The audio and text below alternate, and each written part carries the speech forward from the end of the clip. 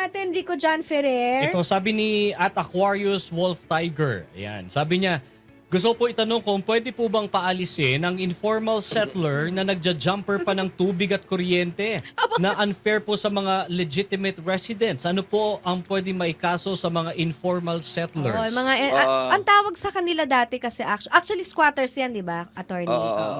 Pero Mga- syempre, politically correct na tayo. So, informal settler gusto na. natin silang Oo. informal settler. Ito yung mga tayo lang ng tayo kung saan-saan. Tapos nagja-jumper pa. Okay. Linawin natin, hindi porket informal settler ka at ikay pa aalisin, ibig sabihin kinakailangan hanapan ka ng may-ari ng lupa ng relocation site. Kasi maraming mga squatters, yan ang kanilang unang sinasabi. Hindi nyo kami pwedeng paalisin kapag wala kaming relocation site.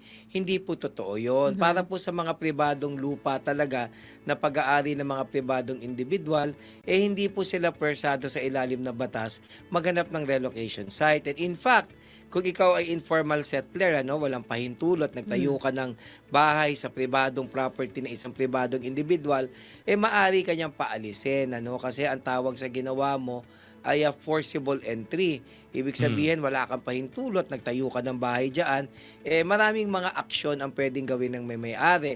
Kung ikaw ay nadiscover pa lamang sa loob ng 1 taon, maaari siyang magsampan ng kasong ejectment. Mabilis lang yan. Summary in nature yan. So, ibig sabihin, mga 6 na buwan, tapos na yan. At ang appeal niyan hanggang dun lang sa RTC level. Pagka na-desisyon na yung RTC level, tapos na. Ngayon, kung lumampas ng 1 taon, hindi ba? Maaari namang magsampan ng demanda. Ito'y usapin naman ng ownership sa Regional Trial Court. So sa bandang huli po, kapag hindi sa inyo ang lupa at nagtayo ka dyan, maaari ka talagang mapaalis. At ang tawag pa sa'yo ay builder in bad faith. Okay. Ano ibig sabihin ng builder in bad faith? Wala ka man lang kadahilanan o wala ka man lamang basihan, even in good faith, na sa'yo yung lupa niya. And in fact, alam mo na iba ang may-ari niya dyan. So kapag builder ka in bad faith, nagdemanda yung tao, maaari ring pagiba yung bahay mo. Kasi may mga squatter nang gagawin nila, wala namang nagrereklamo, nagtatayo na ng sementado.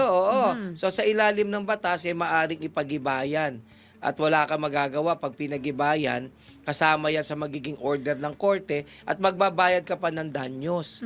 Diba? Again, linawin lang po natin, hindi ka pwede pong magtayo ng bahay sa hindi mo lupa. At kapag ang lupa niyan ay pribadong lupa na isang pribadong individual, hindi ka pwedeng magmalaki na kailangan hanapan ka pa hanapan ka pa ng tinatawag natin na relocation site. So maaari ka talagang paalisin.